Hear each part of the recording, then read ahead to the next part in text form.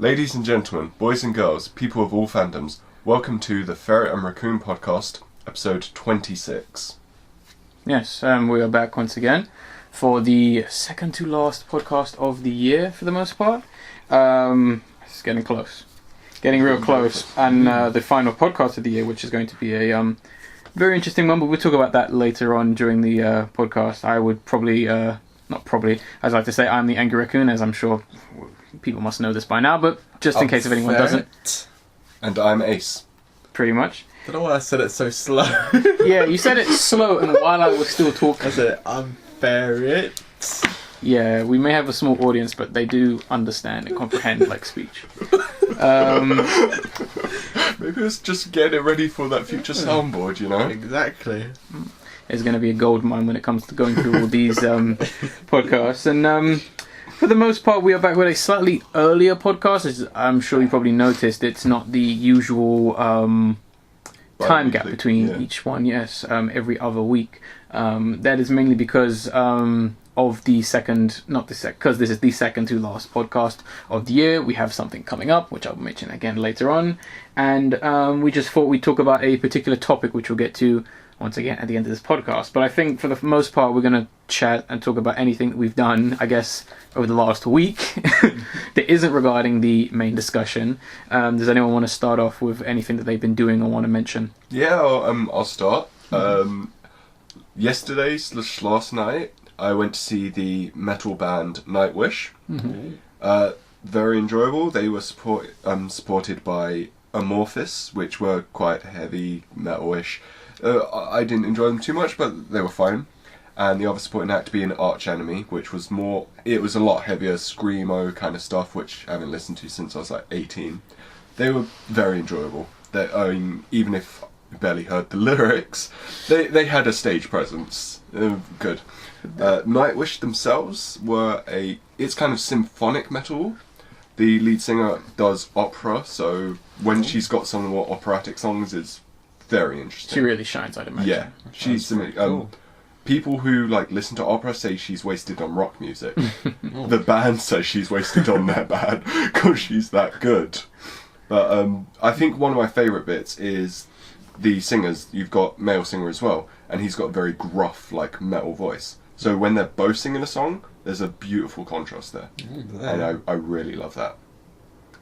So definitely worth seeing then. Very worth seeing. They're good performers. If you like Experience. metal, yeah, go for it. Cool. Ferret, is there anything you want to mention? Yeah, I've just been acting like a hermit for the past week. Still on that Fallout? No, I've changed now. Final Fantasy 15, I think it's called. The one that's online.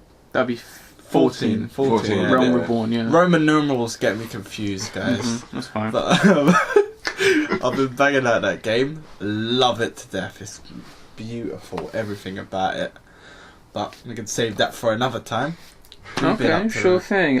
Well, as I said previously, I was watching Neon Genesis Evangelion. I finished the series off because at the time of the previous podcast I had about 10 episodes left. Finished the series. I can full-heartedly say it is a classic and a fantastic series that anyone who considers himself a fan of anime should definitely watch, even if you just started or you're, let's say, hardcore into it and you've just never watched it. Also watched the end of Evangelion, which is the film released a year after, and all I will say regarding that film is be prepared to be surprised, and I definitely recommend watching it straight after you watch the initial series, because it's one of those kinds of films that you don't get very often, where it's literally everything that fans liked or didn't like is considered for this movie, and the original creator has gone, yeah, no, fuck them, and just basically done whatever he wanted to, basically. Which is why a lot of fans hate this fucking movie, but would regard it as a fantastic movie. Does it, yeah. I like this guy. He does what he wants. To some extent, yes. I mean, for example, you could say how people may want, let's say one thing, yeah. So people may say they want more robots fighting. Hardly any of that in the film. People would say they want a character to do this or do that. They want. I mean, it's pretty crazy the amount of fucked up imagery and death and disturbing ideas is presented in this hour and 30 that basically just the director going, yeah, fuck you guys. Fuck you for possibly making it popular, and fuck you for, I don't know, liking my period where I was like depressed in a sense. But it's a very interesting film, and people don't make films like that anymore, especially animated film. Well, and that's a problem. With animation, you can do anything, and he did everything he wanted to, which is the main reason why I would say animation will always remain king compared to films, because looking at films nowadays, they won't do anything. You can't have that much control with animation. No, you have unlimited control with animation. You but can do everything you want. With film, you can as well, but people don't. I think you're a bit limited with film. I think you can't get everything you want with animation. You just create it out of your head. But at the same time, there's always a way. There is ways. If you look at some people films, just aren't going to care. If you look at some films, like just as soon as it's the season, look at Gremlins.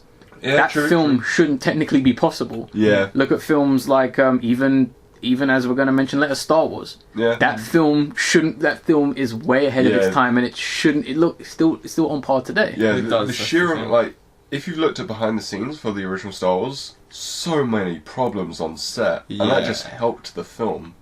So yeah. It's mental. You got to consider that. Another film I watched, as it's still the season, I watched the Bill Murray comedy Scrooged. Oh yeah. Which I finally watched for the first time. Oh, really, really good way of doing a modern adaptation of a classic that's so smart and completely understands everything, but has enough originality for it to stand on its own 2 feet. For anyone who doesn't know, it's basically a retelling where Bill Murray is he's like the head of a TV network station, who's basically, the role is he's Scrooge within the story of A Christmas Carol. He's essentially a greedy, selfish, Scrooge basically, and he's obviously, as everyone knows, visited by one ghost, warning him of 3 ghosts, past, present and future. And from there on, with some other added elements like putting on a show and a love interest, and kind of in an almost meta way, not making the film terrible, but kind of properly bringing it into modern day, because the film came out in 1988, if I'm correct. It's very dark as well. Yes, there are some very dark moments which Bill Murray's character kind of, for the most part, plays off very like, I don't care, you can't scare me. But then you really see that it's hitting him, but he's like, nah, you're not affecting me, no, I'm too stubborn and all that. I mean, all the my favourite part of the film is probably all 3 of the ghosts, because they are so original and drastically different. I mean, the ghost who visits him first is essentially a corpse or a zombie, basically, of, obviously regarding someone from the past. But with him, it's I'm struggling to forget his exact position, but he was a person of significant power, basically, who was in his same situation, like greedy, head of a company, selfish and all this kind of stuff. And then once you get to the first ghost, which is of Christmas Past, he's essentially a New York taxi driver ghost who looks a bit like a gremlin. I forget the character. Well, he does. He has pointy ears. But they are. They're all drastically different. They don't look like ghosts. That's the best part. They're not all ghosts. Even of Present, she's like this weird, possibly gremlin devil woman who's obviously dressed in a fairy's outfit. Yeah. She's not a fairy, but she's clearly dressed up as one. Like, you can tell how fake the wings are. Yeah. Like, she's legit wearing a costume, and she's very psychotic to where she's literally beating sense into him, which is a great concept. And with Past, he's literally using like a time travel. The taxi is a time travel device to go back, which is such a clever idea. And it's I believe the way it goes back is like with the I think it's either with like the meter or the charge, meter. Which is hilarious. And then the ghost of Christmas Future, which they do a very good fake out, because everyone knows what the ghost of Christmas Future looks like. He's always the Grim Reaper. He's death, the one thing all men fear. And with this one, it's the most modernized one, because Death has no face. Yeah. But in this one, his face is just a screen. Yeah, exactly. It's like an LCD screen that kind of shows very vague images of things. So you're literally staring at yourself in some sense. Or if you want to put it in another way to make another reference to another film, the television is the retina of the mind's eye, to some extent. But fantastic film. I mean, the film needs more praise, I think, in general. More people need to talk about this film. I agree. I watched that when I was younger, and I was probably too young. And Yeah, there's it a few was creepy frightening. as hell. There's a few frightening scenes in Yeah. there, mainly regarding the Ghost of Christmas Future. But really good film overall. I highly recommend it. But shall we move on to stories then? Sure thing. Yeah. Alright, I'll take the first one. As soon as we got 3 trailers to talk about here. We usually like to stick with 2, but we've got 3 because everyone is scared of Star Wars, and everyone wants to make sure that their film exists next year. Yeah. So the first one, which I would say is possibly the least scared of Star Wars out of the 3, I would say. I agree. It's gonna hold its own. This trailer had confidence, and that is the trailer for Fantastic Beasts and Where to Find Them, which, for anyone who doesn't know, is it was a book, if I'm correct. It's Yeah, a it's a- 2001 novel by J.K. Rowling. Which takes place in Harry Potter's universe, if I'm It correct. does. It's Yes. set beforehand, though. Which is fine. So before Harry it's a gets it. prequel that isn't going to be setting up Harry Potter, No, which is no. It is far too in the past. for which it to is set which is up. already just top marks. Yeah. If you want to do more Harry Potter, this is how you do it. If you want to stay within the theme of something, this is how you do it. We Exactly. talked about Ni no Kuni and how it's not really Ni no Kuni 2, it's more let's return to Ni no Kuni, another story, Yeah. It's world building, and that sets up a franchise. which is perfectly Yeah, fine. exactly. The world of Harry Potter is fantastic. Yeah. I mean, first of all, my reaction to this trailer was I was just amazed by the fact that they didn't spoil anything in this film. Yeah. They kept. Like, holy crap. It's just so refreshing. And even like considering the book as well, it doesn't necessarily have a plot in a way. It's more about this is this creature, this is where you find it. Well, you can kind of So- tell just from the title. I mean, Yeah. it literally sounds like the title of a book. Exactly. So people aren't going to get plot from that either. No. So this plot has to be entirely original, which good job. Which is fine. I mean, hopefully it works out in the long run. I mean, they kept the story in the trailer very vague. We don't even know who the main character is. If you know nothing of the book, who's the main character? Oh yeah. I know his name, but it's yeah. hard to pronounce. It's, I think it's with an N. Newt Scamander. Yeah. I would know. I would just assume, okay, the guy with the suitcase in the trailer, Yeah. he's gonna be a character, and the other woman, they're a character, I guess. But Yeah. who are they? What are they doing? What's in the suitcase? Where's the beast? It's interesting. It Yeah. doesn't spoil anything. It just sets the mood perfectly. I think. I It's mean, interesting. I can clearly, and even the fact that the advertising, because they do kind of do the vague of from the creation of Oh, yeah, J.K. yeah. Rowling, which is fine, it's Yeah. fine. But even then, I think this film, which I'm theorizing, it's really more for like Harry Potter fans that have grown up, which I think is a good thing. Because I mean, there's a lot of bullshit nowadays where it's like we have to try and pander to the original fans yeah. and the new ones, and they fail. Yeah. Every time they fail, no one has done it. Nope. It's true. They've done the smart thing of going, right, we have fans, they're probably of this age to that age, let's make this film for them. It's very, very true. That's probably what's happening already. Just by the trailer and what is, just compared to like Batman v Superman's trailer, which was just an awful Oh, mess. God. Yeah. I actually want to see this film because I'm Yeah. actually legit interested in this film because I don't know what it's about. I mean, the lead actor, it's Eddie Redmayne, right? I Yeah. do not know. Because if so, you're gonna love it even more because that's the guy from Jupiter Ascending. Oh god. Yeah, that's it. Jeez. No, that's the thing. He's a good actor, Yeah, he but really he had a John I've forgotten his name. Dungeons and Dragons moment. He had one of Okay. those. Yeah. The film we're Yeah. regarding. Anything else you want to add to this masterful way to advertise? Yeah. Be vague with your story and your trailers and keep it short. Yes. Yeah. Please don't ruin the whole film. If you want to know how to make the trailer, I think I said this before. Just look at 2001 Space Odyssey. Look Yes. at that. Space That's how you Odyssey, make the The trailer. Shining, Hitchcock. Alien. Any of Yeah, his. exactly. He talked about it. He I'll didn't- also throw this in that Steven Spielberg often regards as one of his favorite films is Straw Dogs, Oh, yeah. mainly through the editing and the pacing of the film. So that's another film to watch if it's coming from the master of like family Yeah. right there. Okay, so Ferret, do you want to take the next story, which is a somewhat of evolving kind of doozy for the most part? Well, yep. Kojima has finally left Konami. Hallelujah. Thank goodness. We need fanfare here. We need a soundboard with like cheering. What's the success noise for like beating a mission in Metal Gear? Oh, dun, dun, dun, dun, dun, dun, dun. That's just the main theme. But, Yeah. I think it worked. I heard it from Super Smash Bros. That's why. Okay, no worries. But he's going to be reforming his Kojima Productions, what he's called. He's going to be reforming it into an independent studios, and he's taken on former Konami employees, such as I think his name is Yoji. He's what is he? What's his position within concept the artist. Okay. He's the one who drew the original art for Metal Gear, which I loved. Oh, jeez. Was he also the same artist who did the I don't know. I don't expect you to know this, but was he the same who did for Zone of the Enders? I think Yes, he was. Fantastic. But his name is Yoji Shinkawa. That's a hard name to pronounce. Yeah. Well, Yuji Shinkawa? Yeah. well, we're guessing. We're sorry if we've butchered your name, but That's his name, but I just, you know.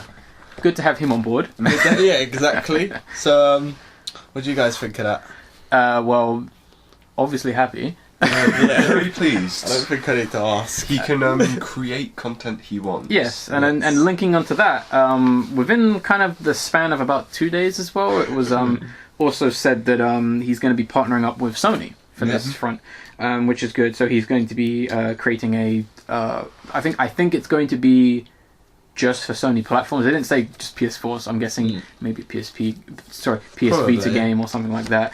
And I've never heard of that console before. you're sitting right under one. But This is a big PS Vita. the grave, yeah. No, but he's going to be developing it for Sony, which is fine, I guess, as long as they just leave him alone and let him work on the game. Just a quick update, which I did double check. Sony has since said this game in development is going to be for Sony platforms and PC later on. Yeah. Okay. So that's a bit more hopeful. Kojima himself, as of December 15th, went on his Twitter to pretty much give this statement saying, my employment contract with Konami has been terminated as of December the 15th. So marks a new start for me. I'm committed to being involved in creative activities for as long as I live. Which is his kind of like, fuck you guys, I'm done, I can make games kind of statement, which is great. Big middle finger to Konami.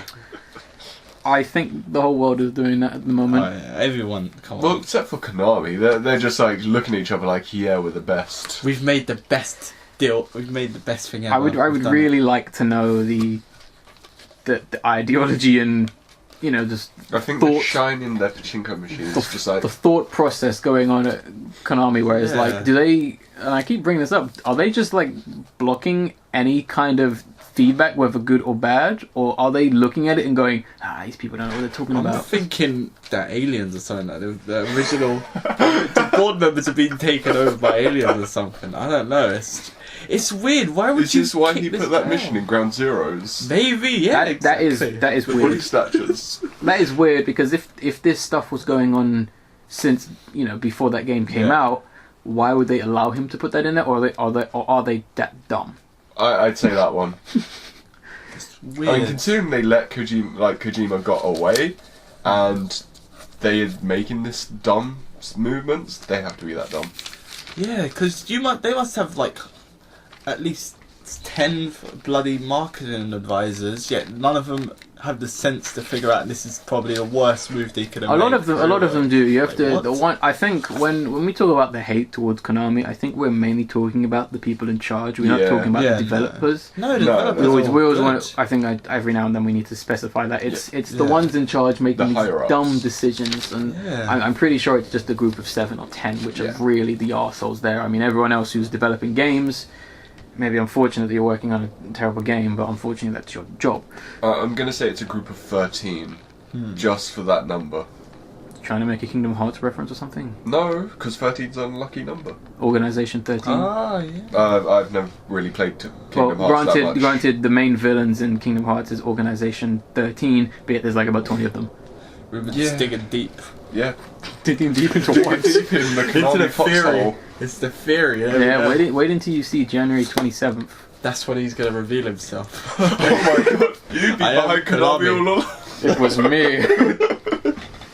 My name is Raccoon Konami. Konami. Raccoon cum. Oh no. I'm Robot Chicken. Get on that. I would say. Hey, so you want to take the third story we have, which we kind of like want to take a break from each trailer every now and then. So hit us off with the third story and I guess second trailer within this podcast. So recently they showed the trailer for everyone's favourite movie, Independence Day: Resurgence. Oh. Don't you get a sense of like the movie from that title alone? I'm really surprised it wasn't actually called 2. Yeah. I was surprised it wasn't called Revelations Or Revenge. or Revengelations. Revengeance. That was taken by a good game though.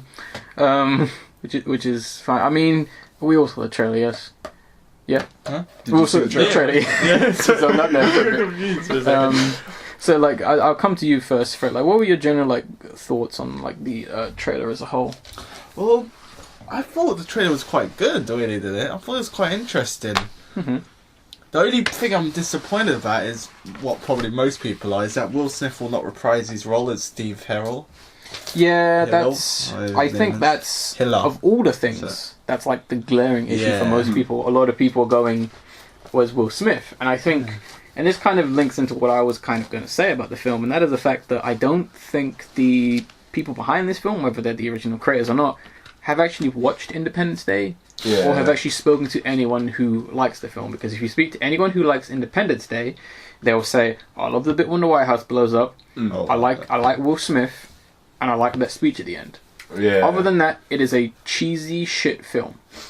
Well, that's the thing. Even if they did the film without Will Smith, they shouldn't have tried to make it this serious tone. Yes, that is, and I think that's the next biggest glaring issue is the fact that, like I said, the first one is a cheesy shit film, which a lot of Yeah. people like elements of. Just because it's based on America, Oh, Americans saving the world. Yeah, exactly. The American president. Yeah. We gotta put a virus under their computers. I We love know that. computers. Wow. I mean, it's trying way too hard to be serious, and I mean, Yes. as a lot of people have already pointed out, like I've said, the only serious part in that film is when the White House blows up, because that is oh shit, they Yeah. mean some serious business kind of show, and it's a fantastic shot in is a cinema. Yeah, great, it is. great I mean, shot that was. it's good, and I mean, you have to remember, since then, people within films have been blowing up everything. I mean, the same people who made Independence Day went on to make, I believe, 2012. A film they that... do Day After Tomorrow as well. Yeah, Day After Tomorrow, a film that destroys the world. Yeah, exactly. How are you going to top that? Oh yeah, they shoot a few lasers and it hurts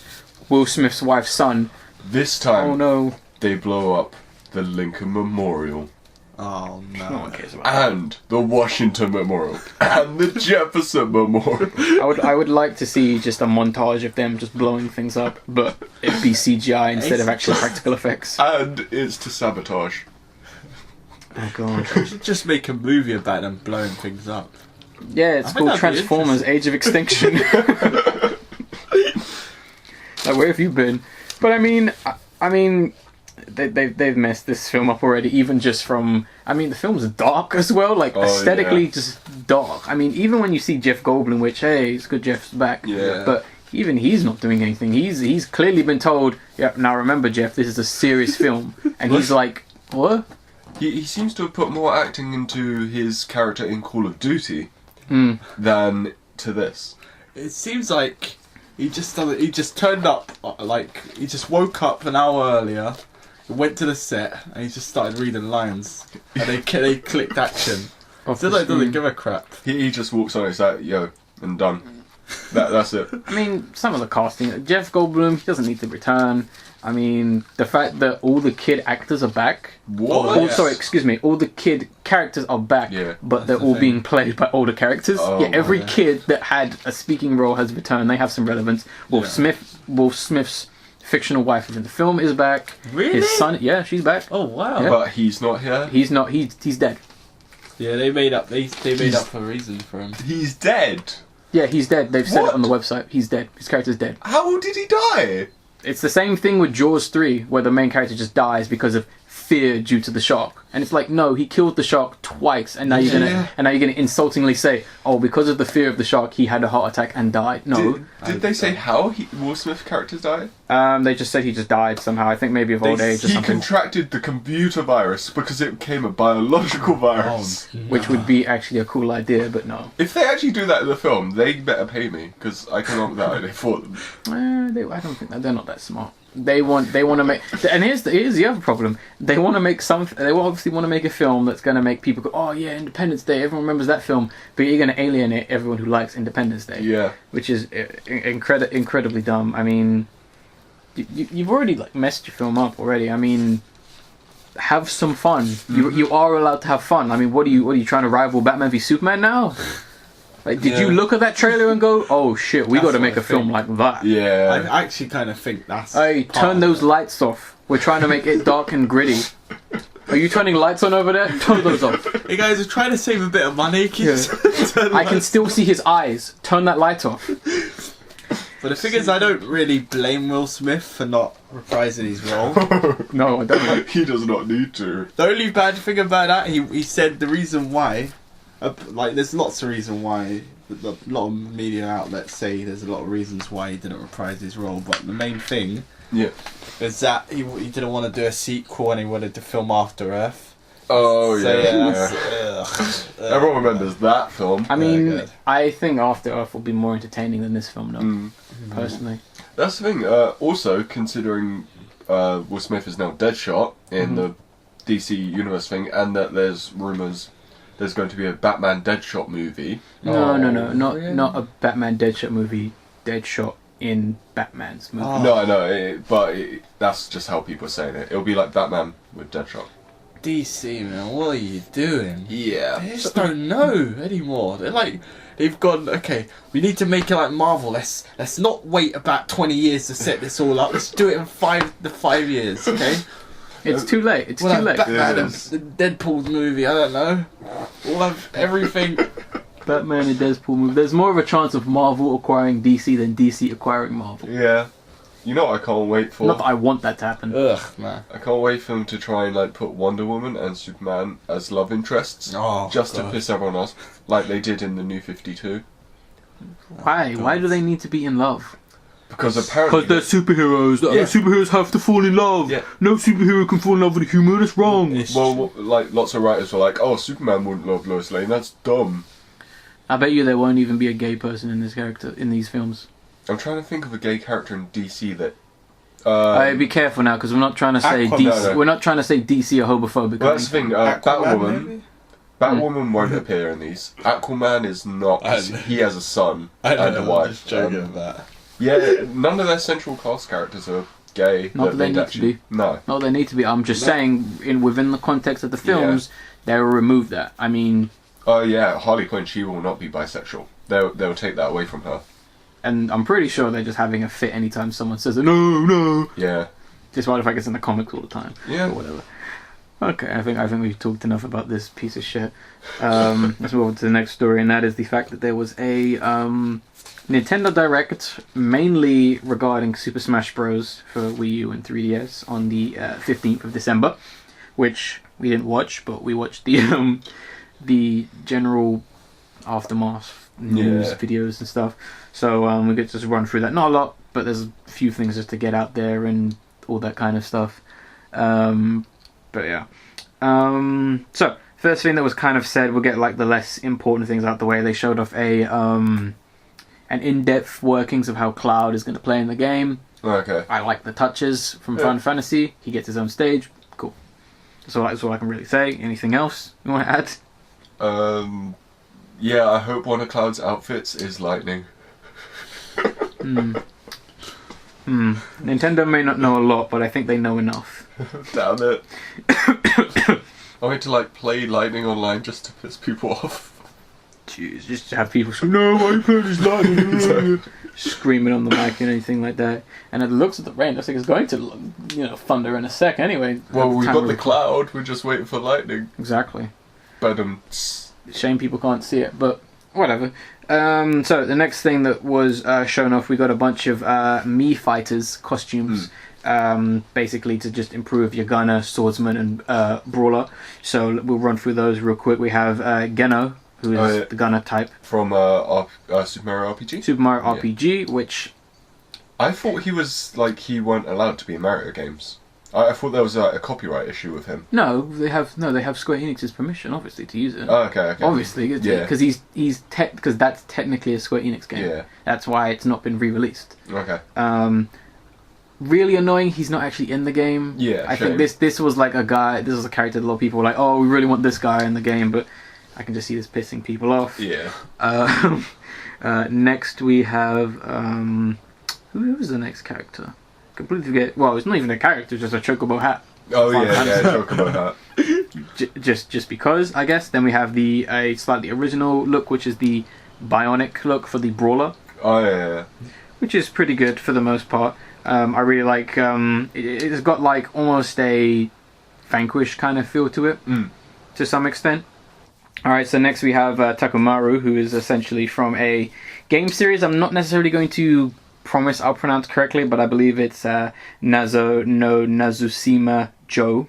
You've probably seen him because he's like one of the what do you call it when you like unlock a kind of like character to like fight, or is this his character? Is that what it is? I don't know. I didn't see this character at all. No, I'm talking about because he's in the game. Yeah. But he's as like an assist character. You know when you get like assist. Oh yeah. He's an assist in the game, but now he's got a costume. Okay. He's the next one. He looks cool. Sword slashing. Yeah. He looks fine. Traditional samurai kind of get up. Next we have Ashley, who is essentially a sword brawler. That's why I think she has a wand.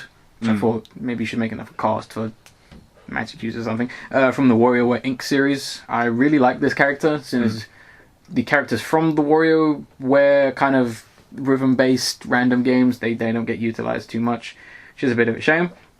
Next we have Gil, who's also a sword class. He's from Tower of Jaguna.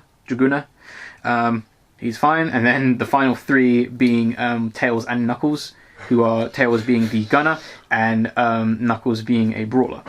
Can I say something about Knuckles? Yeah, okay, sure. You look disgusting. It was awful.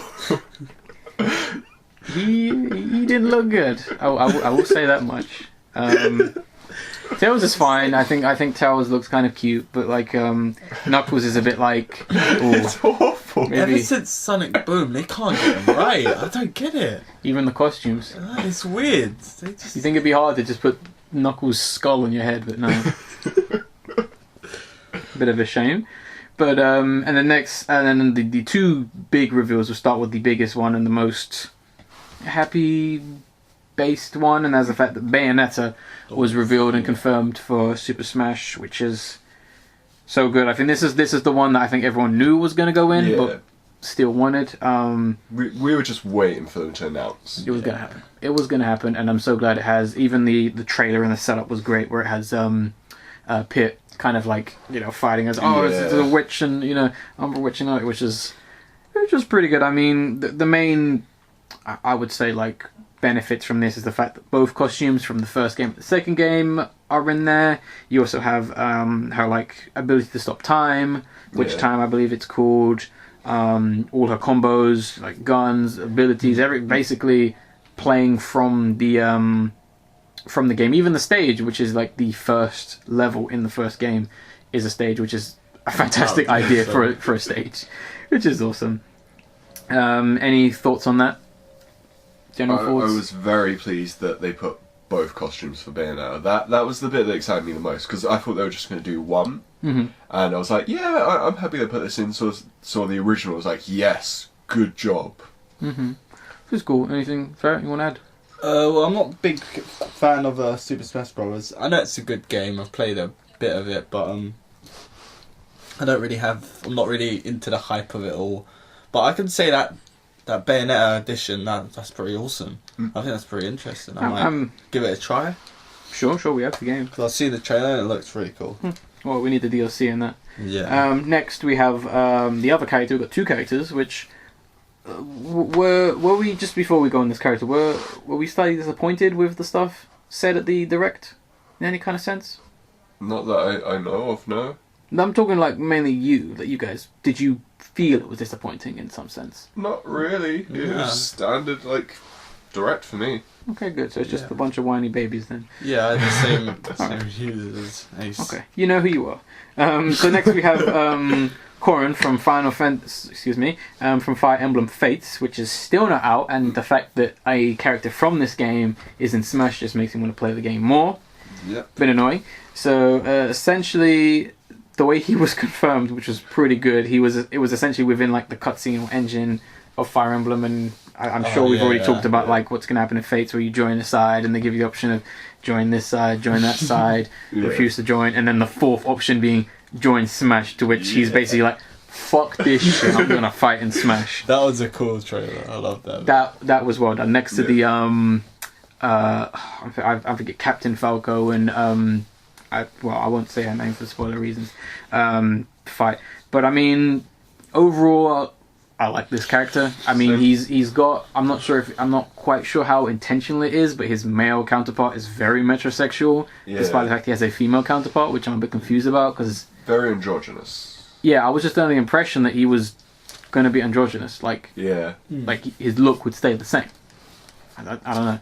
It's a bit weird. His metrosexual look is fine. His armor is awesome, it's sweet as hell. That white and blue and silver, and his demon sword, which I'm guessing played. I'm pretty sure only Japanese people and people who imported the game know what that's about. But I mean, overall, really good character. Yeah. I'm happy with him. I would like to quickly say that I love how people were bitching about the fact that he's another Fire Emblem character into the game. That's what I when you were saying like who it was, I was like, that's why people were getting pissed, because they were saying too many Fire Emblem, and it was like, there's nothing wrong with that. There's 6. Exactly. There's 8 Mario characters. Yeah, that's the thing. And 1 character from F-Zero. Yeah. Shut the fuck up, guys. F-Zero could definitely stand to have a few more characters. They can, but at the same time, you have no right complaining. Yeah. You've no right complaining, really. So all of you guys can shut up. I mean, look at the variety of characters you have. Yeah, people bitching about like, sword fighters. What, he makes the total of 7. Yeah. I mean, that's the thing. It's like every time there was like 2 links in a game, I was really like, ugh, why did they have to have another link? Couldn't they just have another character? That's how I felt. So dumb. It's so dumb for the most part. I mean, stop crying. Stop your tears. It's only a game, and it's only a metrosexual kid. Like, jeez. So this is the 3rd trailer. 3rd and final trailer, I believe. Yeah, and before I even mention it, I'm going to say everyone loved this trailer. You can tell instantly, just for it. So you know what trailer it is, guys. Star Trek Beyond. Phenomenal. How much you fucked it up. The trailer, yeah. Yeah, the trailer. The trailer is done to Beastie Boys' Sabotage, which is a good song, but Not the best. It's not the best, but it's good. If you've watched the 2009 Star Trek one, you would remember that Sabotage was in the beginning of the film, but it doesn't make it a Star Trek theme. No. It does not gel well. Yeah, people aren't going to associate Beastie Boys with Star Trek. During the film, they do it really high octane actiony. They put like a joke in there, which some people enjoyed, but it fell flat for me. Same with me. It was that whole at least we'll die together, and it's like he goes away. It's like damn. It's like okay, whatever. But yeah, well, that joke died. It really. That's did. like you would download that off the internet. You know what I mean? That joke. So you search online. What jokes can I make? How to pander. Yeah, exactly. And the film's been done by the Fast and Furious guy. Yeah, James Wong or something like that. I think Jason Lee. Jason Lee. Jason Lee. Isn't that Brody? Wait, huh? I saw Jason Lee in that trailer. That name. Lee. What is that? Don't know about that. It's definitely what's his name again?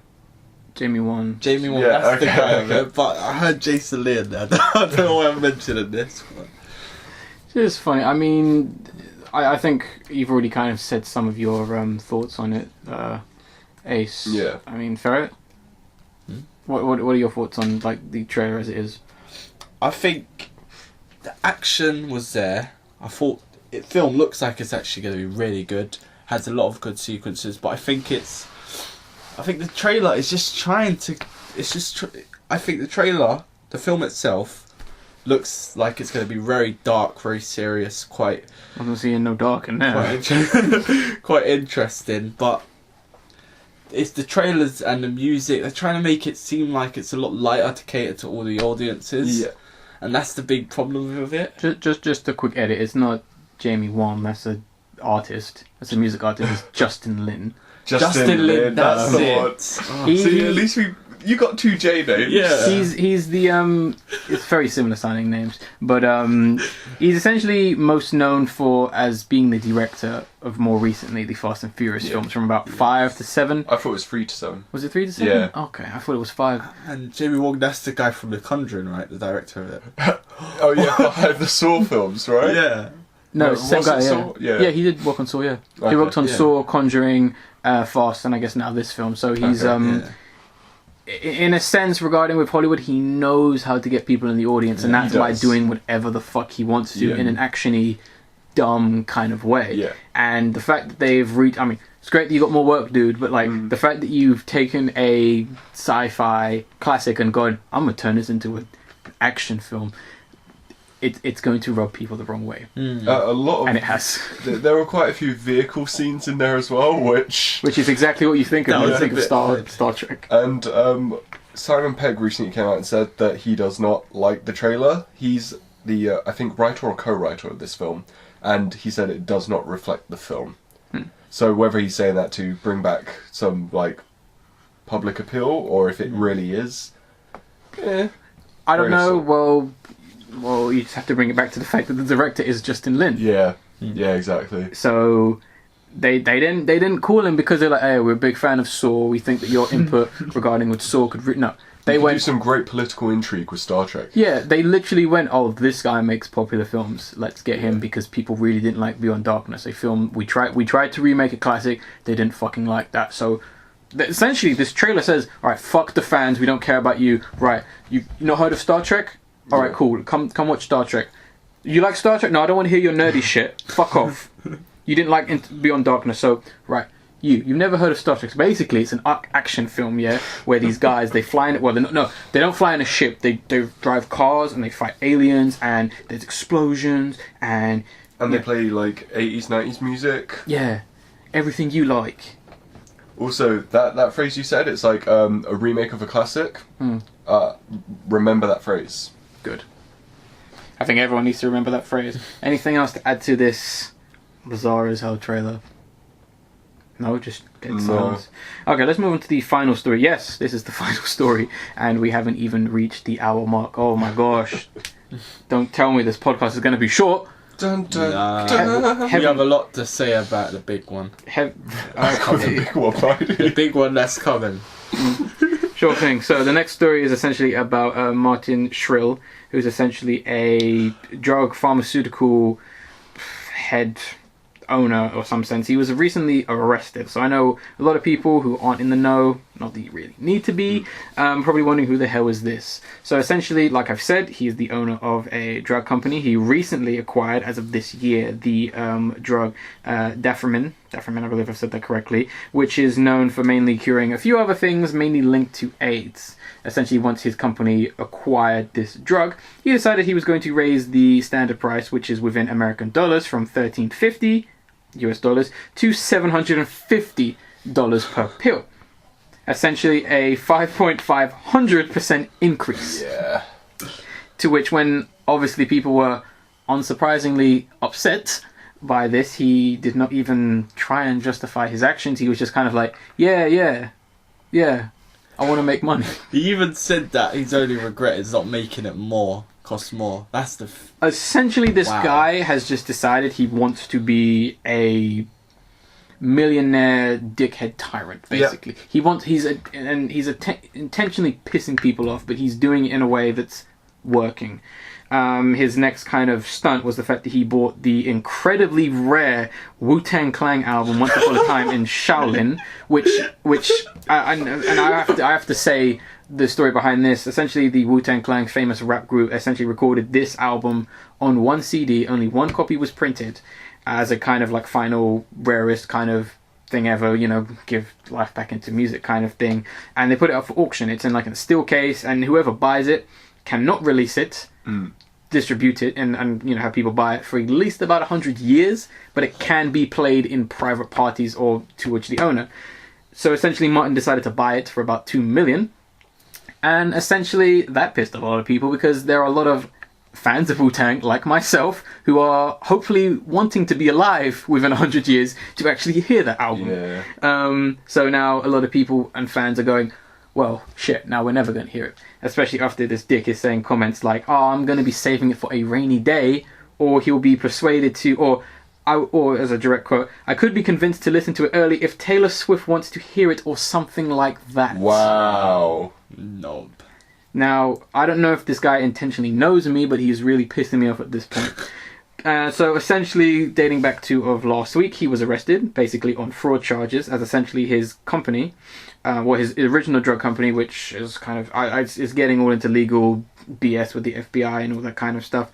Essentially, his company was creating a scheme which puts money into his company and pays off losing investments, and basically the money goes straight back to him. So essentially, basically embezzling money. Yeah. It's been regarded as a simple kind of fraud scheme, but this is on a mass level, even to the point where the FBI people have asked, where did he get the money for the $2 million Wu-Tang album? To which they've said, we have no idea. Jeez. So, and now, even in a sub kind of story, people are wondering what the hell is going to happen to this album, because that album, as far as I know, has been taken off him. Really? He's been released, but he is being seriously investigated, because this is serious money we're dealing with here. I mean, the guy just spent $2 million on an album. Yeah. This guy clearly has just money to blow, and where is he getting this from? They need to know. And apparently there's charges where the FBI denying the fact that they've claimed it and are going to release the album or something like that. But I mean, I love that. That's just the saga that's going on with this guy, and he's an absolute piece of shit. I mean, it's a real shame that people like this are I don't know. The rich just get away with anything. Unfortunately, I mean, I don't think his wealth definitely has not got him off charges, because he, like I've said, he's heavily being investigated. But the fact that he was able to make these stress and anger-inducing comments just because and basically the bottom line goes, haha, I'm rich, fuck you. No, It's bollocks. could do less of people like that. Right. So we're moving on to our final.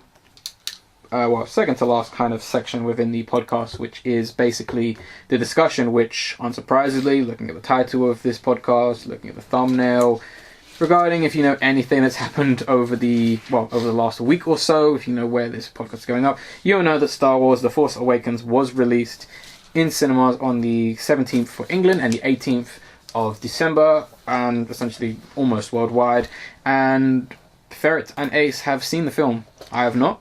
I don't give a shit about the film, like I've obviously stated a couple of times before, but I'm going to hear their opinions on it. So, if anyone has not seen the film, does not want spoilers, because everyone's freaking out about spoilers, don't spoil it for anyone, or anything like that, I will say that as soon as I finish speaking, these guys are essentially going to take over and pretty much talk about Star Wars for the most part. So, without further ado, I will hand it to you guys. I want to say one thing. I didn't know we were watching Star Wars. I saw Alvin and Chipmunks 4, The Road Chip instead. So, yeah, I've got no clue. Well, another note, I did see Star Wars. I decided to go to the right cinema afterwards. I saw the midnight screening of it, so I was not spoiled in the slightest. The cinema was completely packed. Every single cinema screen was showing Star Wars. There were people cosplaying as the characters already. There was the people behind the bar with the goggles and everything. That is awesome. I got a BB-8 straw with my drink. So it was like, okay. And I'm going to say I was disappointed with the movie. It was an okay film. It was definitely better than prequels. But it was not great. It is not the hype machine that everyone's saying it is. I'll go into it more. I'm going to let you talk a little bit about it first. Well, I saw it on the yesterday, which is the 19th, right? And yeah, I absolutely loved it. So this is going to be interesting to see our different point of views. But Ace, you want to go ahead? Right, bad. I'll say one thing. The first 15 minutes is the best part of the film. Yeah, exactly. Starts off with a really nice intro. You might remember the original film. It's got the Imperial, destroyer chasing down the little rebel ship. It's got all that kind of just subtlety. It tells you about the story. Simple. This one does a similar thing, and I loved it. You've got a planet, then you see, I think it's a destroyer, it could be a different ship, going past, and it completely, it's shadowed by the planet, and it shadows the planet itself. So, little bit of subtext, I believe it's saying that they have to work in the shadows, because they're a smaller organisation now. Yeah. They have to work in the dark. They can't be outright open like the Empire used to be. No. And the next scene kind of goes with that, because they're attacking a small village at night, they're destroying everything, leaving no evidence. Simple. During that scene, we get to meet Poe Dameron, who is our resident resistance pilot. Yep. He is amazing. Amazing, yeah. He's sarcastic as hell. I love it. He's a great character. He really is. He's played by Oscar Isaac, and he's essentially mix Princess Leia from the first film and Han Solo together, and that's what you get. I think there's a little bit of Luke in him because he's got the pilot skills. Yeah. Well, I guess I'd see that. Yeah. He's kind of all three in a little way. He's got each little attribute of them. Yeah. We also meet BB-8 during the scene. I love BB-8. BB-8 is the best character. This is my description for BB-8. Imagine a puppy inside a hamster ball with a periscope. That's BB-8, and it is adorable. It is sweet. Throughout the whole film. What I really love about BB-8, they got the sounds perfect. Yeah. You can they really have a good way of conveying BB-8's emotions. They really do. And it's really fantastic. It's like R2-D2. Yeah. They do the sad, Yeah. that sad. BB-8 is really energetic. Yeah. Best bit with BB-8. Boyega, as Finn, does the thumbs up, and then BB-8, it does a little thing comes out of the hand, and it's like a lighter as a thumbs up a response. It's amazing. That was beautiful right there. Everyone in the cinema laughed at that. Everyone, amazing. Not one person didn't. We also get to meet Kylo Ren during this scene. You meet quite a few characters in this scene. Yeah. Kylo Ren is your resident Darth Vader wannabe, and I don't mean that. That's in universe. He wants to be Vader. Yeah, he does. obsesses over him. Yeah, he's got Vader's helmet on display. He's trying to track down Luke Skywalker. Yep. He is not Vader. No. He is essentially a whiny brat, but done perfectly. That's the thing. He's everything George Lucas wanted Anakin to be, but failed at. That is a really good description of it. Yeah. That's how I'd sum him up. He's one of the other best characters in this film, in my opinion. He's played by Adam Driver, and when he takes off the helmet, he's great and emotional. When he puts it on, he's very intimidating. Yeah, because right off the bat, what I like about it is right off the bat, they introduce him and he's really threatening him. Yeah, he's you can see he's really skilled because he uses the force on the. Yeah, he stops the bolt, the that plasma bolt. Awesome. Yeah. And he's just holding it there, and the guy's like, holy shit. He doesn't even have his hand up most of the time. He just puts his hand down, it's still over in there. You know the trailer shot where he turns around suddenly? Yeah, trust me, a lot of the trailer shots, they are awful in the film. That one made sense because it was there for a split second, but most of them are terrible. That was great. We also get to meet Captain Phasma? It's a hard name to pronounce. Brienne of Tarth. Yeah, that's it. We meet Brienne of Tarth, and she is in this movie for a total of 2 or 3 minutes. Yeah. So be disappointed, because she's there in the intro, she tells someone off, and then she gets held at gunpoint, and that's all we see of her. There we go. So I hope you enjoyed your action figure. I think 3 lines overall. That's how it's like, why did you remove your helmet? I'm not going to let you get away with this. Yeah. And something else about shields. I can't remember. She, unfortunately, considering she's a good actress, I presume she's going to show up in a later film. Hopefully, because her armour is amazing. Yeah, I mean, despite it not making sense tactically. No, cool, yeah. It's just going to reflect everything. But it looks cool. Yeah, it looks cool, and there's one scene in the film that I think she should have been the character there, which is when Finn's having a lightsaber battle against the, like, melee guy. Yeah. He's just some random stormtrooper. They could have had Captain Phasma there instead. True. Just like melee battle to beat him up. Yeah. Could have worked, but instead they went for a normal stormtrooper, man. That's true. Should we start off with the good points, what we liked first, then go into the bad points about what the movie? Yeah, sure. So, you want to take it off first? Yeah, good points. All the new characters are really well done. Very good actors, a very good choice. They're amazing. Daisy Ridley as Rey is great. Amazing, yeah. John Boyega as Finn is great. Poe Dameron, as I already said, is... Well, Oscar Isaac as Poe Dameron, great. Adam Driver as Kylo Ren, and I'm going to have to get the name here. I'm going to pronounce this wrong. Domhnall Gleeson, I think, as General Hux. He's the ginger guy. Oh, yeah. Yeah, he was in Harry Potter. Right. He was really enjoyable. I mean, he was like Ginger Hitler. I'm not kidding. he was enjoyable. He hammed it a little bit, and I liked that. And then BB-8 was good. BB-8, beautiful.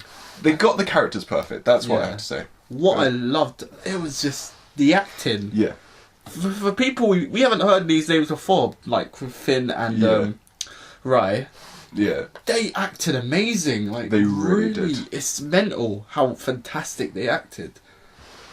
Oh, it's bloody beautiful, actually. Yeah, I agree. They definitely were brilliant casting. Yeah, brilliant cast. The one thing that I thought was wrong. Yeah. About the casting was the general from the First Order. Oh yeah, General Hux. Yeah, I really didn't like his character. Okay. He didn't demand the like real threat or real like intimidation. He's too young for the role, I thought. Yeah, I do agree with that. I enjoyed him, but he did seem too young. Yeah, he wasn't. Oh, I didn't enjoy him. I didn't feel any presence. Like in the New Hope. Yeah. The one. Grand Moff Tarkin. Yes. Yeah. Grand Moff Tarkin was. Oh my. Peter Cushing. He was very intimidating. Yes, he was beautiful. He was a badass. That was amazing. His character, but this one, he's like, I don't know how we could get to that position, being that young. It seems like everyone is quite young in this, unless they're returning characters. I'm thinking they're trying to just set it up for the next two movies. Because we can talk about we're going to talk about it later on, but like with Kylo Ren's character, it makes a lot more sense. Yes, yeah, Kylo Ren, it works perfectly. Yeah, and like with the others, but with him, I don't think that's a good cast. I think it's a poor choice. Other good points. Visuals. Oh yeah, amazing cinematography. Yeah, beautiful. I forgot to check who it was, but they were amazing. All the shots looked beautiful. There were some great visuals that they'd compare to Luke Skywalker looking at the two suns. Yeah, great. They look really beautiful. Good. That is one of the things you can say. It is a beautiful looking movie. It is. What I love is the practical effects. Yes. Oh my god, they got the practical effects correct. The practicals are amazing. Any prosthetics, like suits, costumes, everything. Yeah. The equipment looks amazing. It fits perfectly into Star Wars. It was beautiful. It's great. The only bad things is like no, I don't mean the bad things. My brain's going a bit lagging a little bit, but another good thing is that CGI was actually really good in it as well. I hated the CG. Did you? Yeah, there's one CG bit I didn't mind, and that was at the watering bit where there's that CG hippo looking thing. Yeah. I was fine with that. That was funny. That bit was funny, and it was fine. Yeah. CG. I'm sorry, but it was awful to me. Really? Yeah. You had the CG tentacle monsters. Oh yeah, I didn't like tentacle monsters. They were awful. They looked really bad. That whole point in the film was pointless. It adds nothing. Yeah. CG tentacle monsters. I can't remember what they're called. They were terrible. Yeah. You had Supreme Leader Snoke. Oh, don't get me. Oh. He was terrible. Snoke. Don't get me angry. That was Snoke. He's like some 20-foot giant hologram. I know, right? It's like, what? And he's got like lightsaber scars in his head. He looks like an alien from the Kingdom of the Crystal Skull, but with lightsaber scars. It looks like something George Lucas would make in a prequel. Exactly. One of the reasons they said he had to be CG because he looked too different to be human, which is bullshit. No, You could have got a normal actor and it would have been fine. Come on, man. Look at Voldemort. He's Exactly. They got that right. Yeah. And the thing is, what I hate about Snoke is his name. It's such a stupid name. What if they just called him Supreme Leader? Supreme Leader, that would be cool. Yeah, like the Emperor. Yeah, that'd be It'd awesome. be fine, but The Snoke. thing is, would you be afraid, right? Alright, guys, Snoke's coming. You better hide. He's gonna kill everyone. Snoke. No. Oh. Now, if we said the Supreme Leader's coming, Yeah, it's like, oh I'm thinking, jeez. This bloody guy's already hell. got a title, he's that badass. And his character design. Well, I saw it. And it was so thought it vague. was so It was, dumb. it was like vague bullshit character. It was like, Yeah. the Force has awakened. Can you feel it? He's It's it's like a really bad version of the Emperor from Yeah, the they were first trying to do three. the Emperor again, and Yeah. the problem is, I remember rumours about they're going to be the Emperor's Force Ghost. Oh wow! And I'm thinking, Oh, wow. is that what it's supposed to be? Wow. Because that'd be hilarious. I'd actually laugh my ass off. I mean, I'd go with it. I mean, I think it could work. But I then don't that know. funny charm of the first three, you know, there's a lot of stuff in the bloody originals that were Yeah. hilarious, but it worked. I mean, another problem I had, his like hologram, it was affected by light and shadow in the room. Yeah, that was a bit. Like they're in this massive chamber thing, and they're just kind of standing there, and there's this 20-foot throned Yeah. hologram. They're just like, no, Oh, that didn't work. it was so out of place. I just thinking, why is he so big? That's so dumb. When I first saw it, I was like, "Are you shitting me? This is Yes. this is John Carter on Mars." I thought that was the stupidest thing in the whole movie. That's the one thing Yeah. I really hated. The other CG character being Lupita Nyong'o's Maz Kanata. The actress is Lupita. I can't pronounce her name right. She was amazing. She was. She was another brilliant addition to the cast. I didn't like the CG because she was a central kind of character, Yeah. and they could have just got her like maybe done what they did with Yoda puppets or that kind of thing. Yeah, I see what you mean. Or Prosthetics. even just had her as a normal human. I would have liked it, Yeah, that would be. but the CG distracted me. Considering the sheer amount of practical effects in there, Yeah. whenever there was CG, except for that one hippo bit, it was Yeah. very distracting. Yeah, I see where you can see that. Yeah. Although she was a great character. She was very, very good. I think that didn't you didn't It really mind kind after of. It's kind of. I understand, but I just Yeah. wish it was practical. that. Yeah, I can see that. Yeah. A major bad thing, I'm going to say, we're kind of moving on to a bit bad here. Yeah. The soundtrack. So, oh, Unless it was returning music, I can't remember a single tune from this film. that's true. Like, there's no Duel of the Fates like in the prequels. There's nothing good. And it is John Williams, which is strange. There's no memorable music. No, and the thing is, partly the reason is because they lowered the music. Yeah. I couldn't hear any. It's I couldn't so really hear in it. the background that you can barely tell. In the prequels, and in the trilogies, you had goosebumps when that music came on because it was so loud and it would Yeah. pump out, and it was Exactly. just it fits right. With this one, it's like, oh okay, yeah, Yeah. Oh, it's some of the old music. That's Yeah. pretty cool, but Yeah. it doesn't give me the chills. Exactly. It's like, well, we've heard it before in a better situation, so yeah, why? And it's so low, I can't hear anything. Yeah. Properly. It's like, oh, okay. Another bad thing. The story is essentially retreading Star Wars: A New Hope. Yeah, they played it It's- safe. Yeah, it's basically structured the exact same. You got a little droid who's got information plans that the bad guys need. Then that meets the person living on a desert planet, and then they end up like getting help and then flying away in the Falcon. And then I'm trying to think how it goes. One of the main characters dies, a central character, Yeah. which we'll talk about that in a minute. And then they blow up the giant base thing.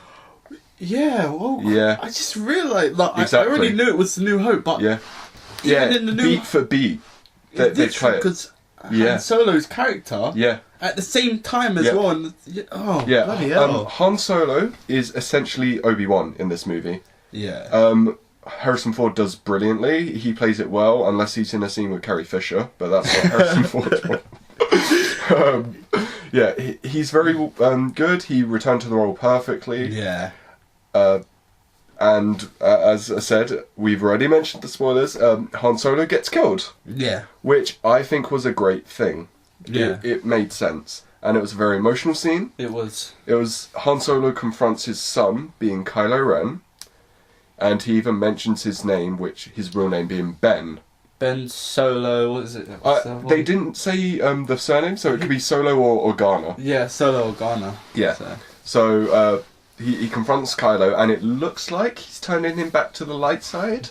And then you see kind of a shadow going over, and it's just pitch like really dark. And then Kylo's just like, "No," he just stabs him. I love how he stabs him. Like Exactly. the what is that bit called? Oh, the crossguard. The crossguard. Yeah. He's just finally used. Yeah. He stabs, and damn, is that great. You see like Han's face, like, oh no, like what have you done kind of thing on his face. And he's like touching Kylo's face, and then he just drops. Like, he's definitely dead. Yeah, no coming back this time, mate. You're not fooling me. You're not fooling anyone there. Well, considering Darth Maul got chopped in half and then fell, yet he still survived. That was a bit. And how Boba Fett, was eaten by a giant plant monster and still survived. The thing is, they got a going trend about people falling into places. Well, the Emperor fell down. Emperor fell. So maybe he's going to come back alive. Yeah, maybe he's training Snoke. Maybe he is Snoke. He's just using CG to distract everyone. Oh, bloody hell.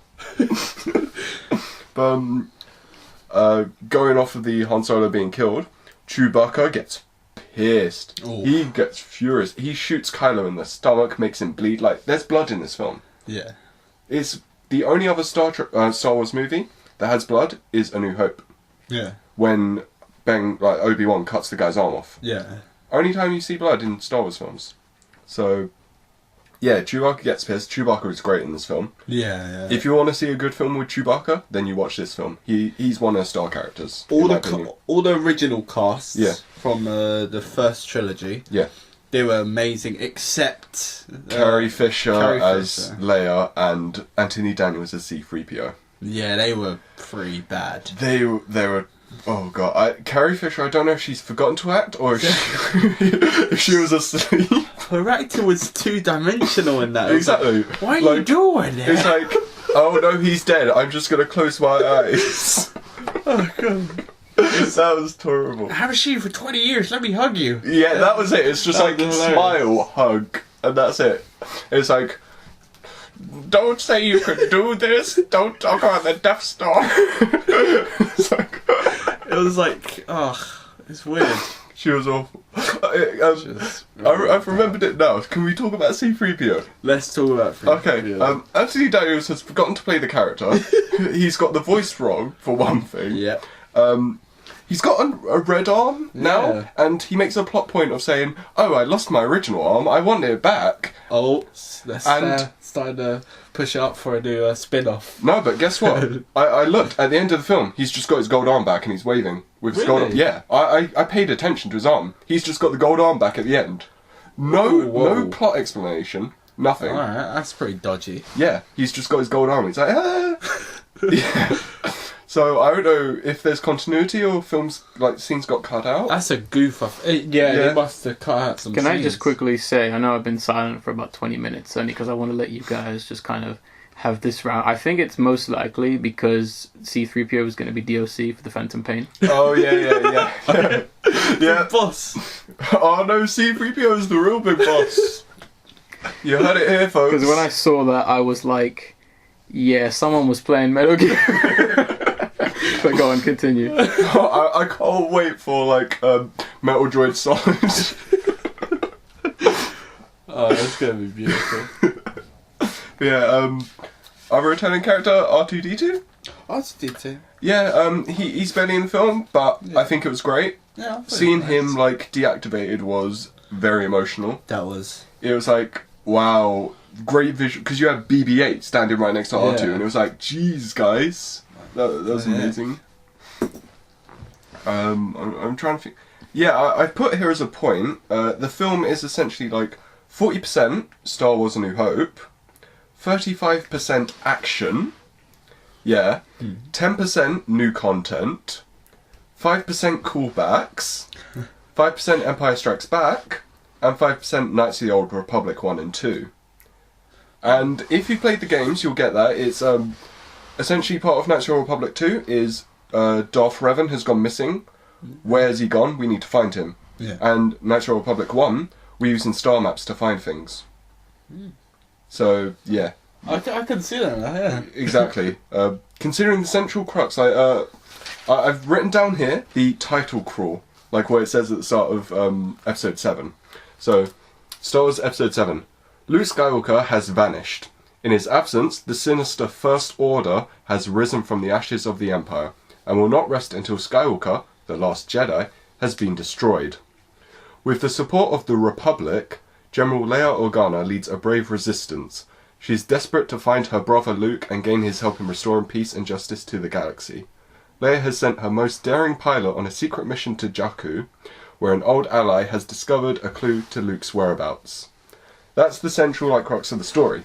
It gets addressed a few times, being that Luke's gone, Luke's a myth. Yep. We've got part of a map to where he is, and then Luke appears at the end of the film. Yeah. Most of the plot is they've got a new Death Star, let's destroy it. Yeah. Which, can we... Death Planet. Yeah, it's called the Star Killer. Yeah. And in one scene, they show... the name Star Killer is a reference because Luke Skywalker was originally going to be called Luke Star Killer. So it's a little reference, but... Fair enough. Yeah. One scene, they show the Death Star, like a hologram, and it's like, remember the Death Star. Literally, it's something similar to this. This is the Star Killer. And they show a hologram that's like 81 times bigger than the Death Star. Because it's the size of a planet now. Yep. And it's like, how did this remnant group of the Empire build a planet-sized Death Star? That's the thing I want to cover. Yeah. That's the main thing I have a problem with, is that they made the First Order too powerful. Yeah. And how did this OP? Yeah. Already? And if they you got Star Killer. remember what I was saying at the beginning, where it seems like they're a group that has to hide in the shadows and attack at night. And that's what it implies at the beginning. And then it's like, no, we've got a giant planet-sized Death Star. And the thing is, why are they still called the Resistance if they won the war? They've got the Republic. They actually mention that. And then the Star Killer doesn't destroy one planet, it destroys a whole solar system. Yeah. I mean, what were they thinking when they saw this Star Killer being made? They're like, they're going to someday blow up an entire system. And we better wait until we can cry about it. Yeah. And then one of the planets they destroyed, it's a throwaway line. It's like, that's where the Republic and the Senate is. So the Republic's dead now. That's the thing, yeah. Yeah. I love that. Yeah, the Republic that was supposed to be taking over and bringing law and order back is now dead. So we're essentially at A New Hope and Empire Strikes Back. So apparently they had nothing against this. Yeah. Even though they just spent that long fighting against the Empire. And they destroy the Star Killer at the end of the film. Yeah. In a similar trench run where they got to destroy the little bit in the middle. Yep. Except for it's less memorable because you don't care about any characters except for Poe. Yeah. Who, in that part of the film, has been in it for about 20-30 minutes. Yep. He is in the beginning, disappears for most of the movie, and then comes back at the end. Yep. Just save the day. Yeah. The film's got a lot of flaws, in my opinion. It feels a bit rushed. It's rushed and too long at the same time. Yeah. That's the thing. It's like it's 2 hours and 15 minutes, I think. Yeah, which is 2 hours 16 minutes, and guess what? That's the exact same length of A New Hope. The exact length. Alright, that's a bit weird. Yes. That is actually really weird. Yeah. I checked. Way too safe. Yeah. Very specific there. So, is there anything else you guys want to cover finally? Because it sounds like you guys are about to wrap up with your talk. Not that I'm rushing. I think, trying to think what we didn't mention. The ending? The ending. Luke Skywalker. Yeah. Okay. At the end, they've got the star map plans. One bit was in BB-8, and then the rest of it was in R2-D2, which were activated. We didn't talk about Rey. Oh yeah, Rey. Yeah. I'll do this bit. We could talk about the characters after then. it's got the plans, and basically they put the plans together, and it shows where Luke Skywalker is. So Rey, Chewbacca, and R2-D2 get on the Falcon, and they go to where Luke Skywalker is, and it's some like distant island in the middle of nowhere, like on some planet. Yeah. And she walks up the like steps, and it's got some awful editing. There's like 2 or 3 cross-dissolve transitions. Yeah. It's disgusting. It is pretty nasty. I thought that when I saw that, I was like, "Are you serious? Did you hire an amateur for that scene?" Gets up to the top, and we see Luke Skywalker like hooded and everything. Yeah. Rey's standing there with Luke's lightsaber. Yeah. And she starts like handing it over, and like they're at a distance, and Luke Skywalker turns around and he's looking like very confused. Like, What the fuck are you doing here? What the fuck are you doing? What are you doing here? There's a sense of confusion and recognition in his eyes there. Yeah. I mean, to be honest, I'd say this is the best performance by Mark Hamill of doing Luke Skywalker in his whole life. Yeah. Because Luke Skywalker's awful acting in the originals. It was possible, but this is his best acting for Luke Skywalker. I can see. I know what you mean. And it lingers on that shot, like of them. Him, like her holding it out for about a minute or 2. And it does a terrible, the sweeping helicopter was awful. That was disgusting. It looks budget. That was really bad. It was like, like they're holding it like that, and then the sweep, and it's like, what the fuck, man? It's like, oh god, that was nasty. And then it had me thinking, as I was like reviling, like are they standing there for literally about 2 minutes saying nothing to each other while those helicopters pass? It's horrible. That bit. It's like, and then it goes to the exactly. Like, it does the not like that. Doesn't go.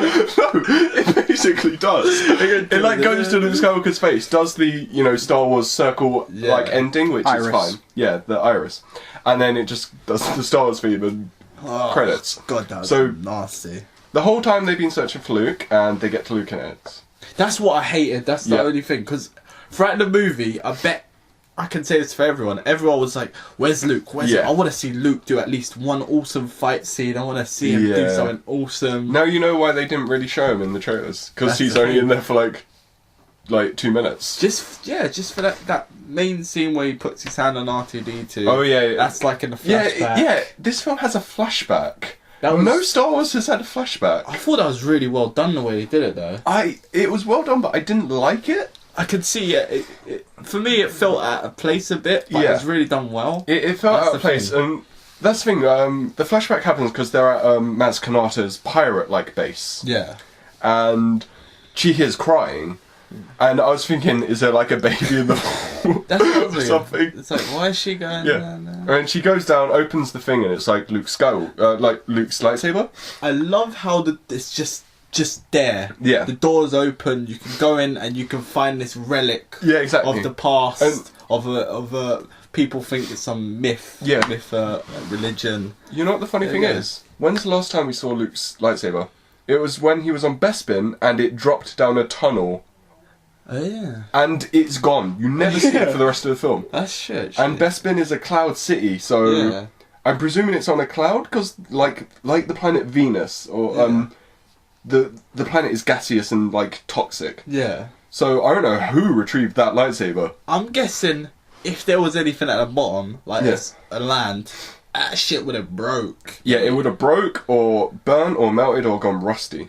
Yeah, something would have happened. So I'm thinking it was some water planet, that place. Well, that's the thing. They could have just dropped it. Oh, it's weird. Yeah, it doesn't make too much sense. But the flashback scene, it felt out of place to me. Yeah. It heavily implies, or at least heavily implied to me, that Rey is Luke's daughter. Yeah. So she's either Kylo Ren's cousin, or if she's Han Solo and Leia's daughter, she'd be Kylo Ren's brother. Well, sister, sorry. So, yeah, daughter of Luke Skywalker is what I'm going for.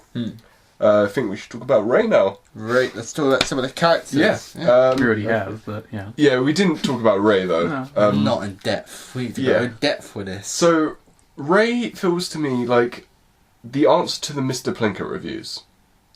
Like, literally, you know how they go, it's like, there's no central character here, and then they show the underdog character, like, nothing's going right in their life. They do that in, like, 5 minutes for Rey. Like, they set up really beautifully. Yeah, she's got her salvage, she's trying to sell it, it's like, no, you only get this amount. It's like, oh, great. Like, kind of thing. She gets nothing at all. Great visuals with her. The actress herself was great. I think they gave Rey too much, though. Yeah, it feels like they put too much pressure, well, that's too much content on there. Yeah, she's great, like, technical skills, like engineering, stuff like that, character-wise.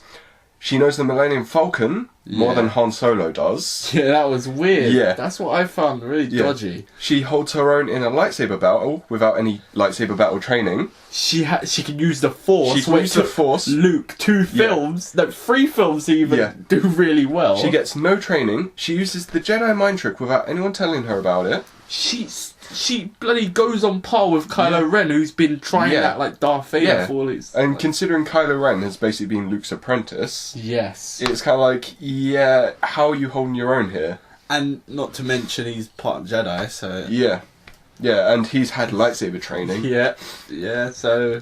I'm like, how is she actually stronger than him? Yeah. Usually, the dark side should be a bit stronger than the light. That's how it's always been. Yeah. And in the movies. She defeats him in the lightsaber battle, and she scars his face by, like, cutting it. So he's got a big scar going down it. And this bit made me laugh.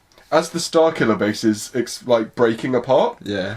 A break happens between them. That really like, Kylo Ren's on the floor there, she's there, and it breaks right in the middle. Like, wow. That's a coincidence. What are the chances? That sounds like some Amazing Spider-Man 2 bullshit. Yeah. They made her too OP, mate. They made her OP, and there was no... Yeah.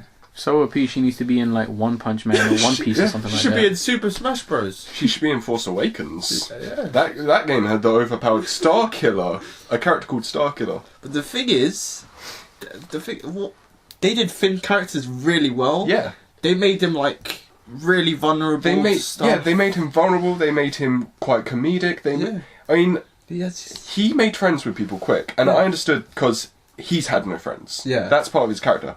But the other characters become friends with him instantly. Like, oh, I trust you instantly now. And it's like, Han Solo and Luke took like a whole film. Yeah. You guys are like friends in 5 minutes. Yeah.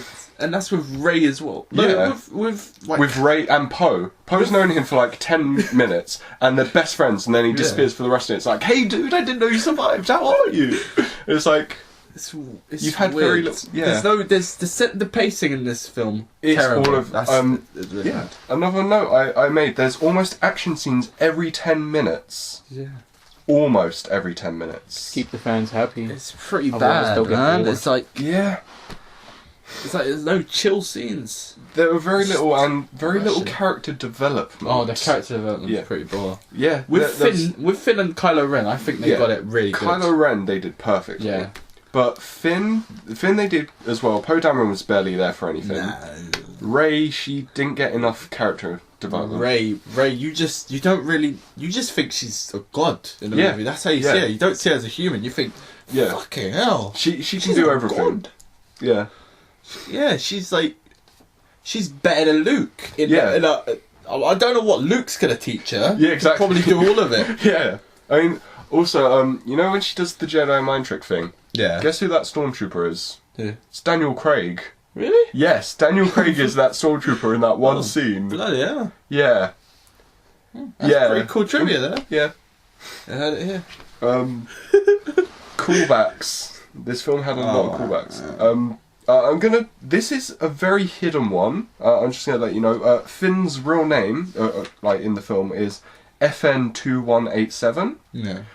In A New Hope, the cell that Princess Leia is in is Cell 2187. Oh, nice. They do, for some reason, in the Falcon, Finn sits down at a table and he accidentally puts his arm on it, and it activates the Dejarik chess table thing, which was so unnecessary. Yeah, I think they're just trying to get a few. It's from the Trinity. It's familiar. I like it. Ooh, yeah, I loved it. Where did Ace and Ferret go? With Star Wars stuff, though. This was the best film ever. It had lots of action. I think it's going to be in front of the world. Oh, I love that. Yeah, and the Kylo Ren crossguard thing, it made sense in the context, but it still looked to me. I won't. It's like fan fiction. It was a bit. Oh, I just remembered another good thing I loved about this movie. Okay. Was that the stormtroopers actually felt like a threat. Yeah, That's they what did. I really loved. Yeah, something you haven't felt since Empire Strikes Back. That's the last time. I got scared when stormtroopers stormed up in this shit. I was like, Yeah. oh crap, the stormtroopers are coming. We're not going to do that. Yeah. Because they were just, even in the first scene, they were just shooting people. Yeah, Killed. they were demolishing They the village. massacred the village, man. In the first one, you're like, oh, what are these idiots going to do? You laugh at them. But That's in the first film. They are a threat. It's until the Ewoks kill them that they're not a threat anymore. kill them by stones. Stones. These spacesuits can survive in outer space, but we But can't. they can't survive a stone. Nope. Like, Oh. I love that. That's why I hate Ewoks. And we can't shoot. They can't shoot with shit. Yeah. I wasn't afraid at the start in the stormtroopers in the first three, Yeah. but in this one they felt like a real threat. Yeah, they It did. was awesome when the one stormtrooper faced against Finn. Yeah, when see, he first got his lights. That's why I thought that should have been Captain Phasma. Because it would have made more sense. But no, they went for normal structure. It's like, okay. Yeah. Can we talk about the Han Solo bowcaster Chewie thing that happened like 2 or 3 times? Let's do it. Yeah. Yeah, at some point during these battles, like Han Solo, like Chewie's shooting people with his like bowcaster as usual, and Han is like, "Let me use that." And it's like he just starts doing it. It's like, wow, why haven't I done this before? It's like, yeah, you've been friends for like 40 years. You think you would have used it at some point? Is this some like fan in joke or something that I'm not getting? I think it's something to please the old Yeah. fans. And it's like, it happened at least 2 or 3 times. It was like, okay, it was partially funny first time, but stop. Like the second time, he's like, "Oh, can I use this?" Yeah, again, it was like, He just headshots like 5 of them. yeah. Oh yeah, and another thing that just reminded me, Rey, she gets given a gun and she doesn't know how to use it. She misses one shot and then expert shoots everyone else She's a god instantly. They made her too perfect. Yeah. It's like, I can perfectly shoot people after missing once. Yeah. It's mental. That. They tried to make her perfect. She's got no character flaws. No, she hasn't. She's perfect. Yeah. Which, I don't know, it's bad writing there. That was really bad writing. 'Cause, Yeah. like, I hated the bit where Kylo Ren was using the mind reader. Yeah. And she was like, "You're not reading my mind." Yeah, it's like... "You're afraid." And like, how could Yeah. she read him? Exactly, she's had no training. This is Kylo Ren, man. Yeah. How I would describe Rey's character. Yeah. Not everybody hates Rey. So, no, it's like when everybody hates Rey, it's Raymond. Well, I need to get back on track. About Rey's character is that she starts with an innocent, sweet, vulnerable girl. Well, she can do a hand-to-hand fight thing. God. Yeah. She becomes the a end. god across the film with Yeah. no training at all. Nope. They just tell her about it. She's Yeah. like, "Oh, I can do that." Yeah. It's like, the Force is true. I have the Force! "Oh, I've never flown a Millennium Falcon. I can do it Yeah. better than Han Solo." Yeah. It's like, I'm what? doing it perfect instant. I mean, it's probably the will of the Force or some shit. It's weird, yeah. It's like, oh, it's bull crap. Yeah. And Kylo Ren's character is just like, starts off amazing threat, Yeah. instantly diminishes into a whiny young Yeah. twat. I mean, that's the thing. I I love thought these characters. he throws temper tantrums, and it makes sense because Yeah. he's some arrogant teenager. Yeah. It works. I You love that, yeah. Yeah. And also, Finn, in the first fight when he's fighting the stormtrooper guy Melee, Yeah. he's doing okay, but he fails instantly. Yeah. When he's doing it against Kylo, Oh, he holds yeah. his own a bit more. That It's was a kinda bit weird. This guy's a Jedi trained. You're a normal stormtrooper guy. This guy has the Force with him. Yeah. You don't have the Force, but yeah. you're still holding your own. Yeah. It That was was a bit. Yeah, it seems like they weren't sure what they were doing. They just threw in so many callbacks and fan things Yeah. and following the safe structure. I like the idea of him being a stormtrooper and then turning Yeah. good, but I don't think it worked well. No, It didn't. Do you know what the explanation is? Is that that was his first mission, Yeah, I did know that, but and he didn't kill anyone because he was disgusted by it. So yeah, and it's like, okay, but he seemed to have turned too soon.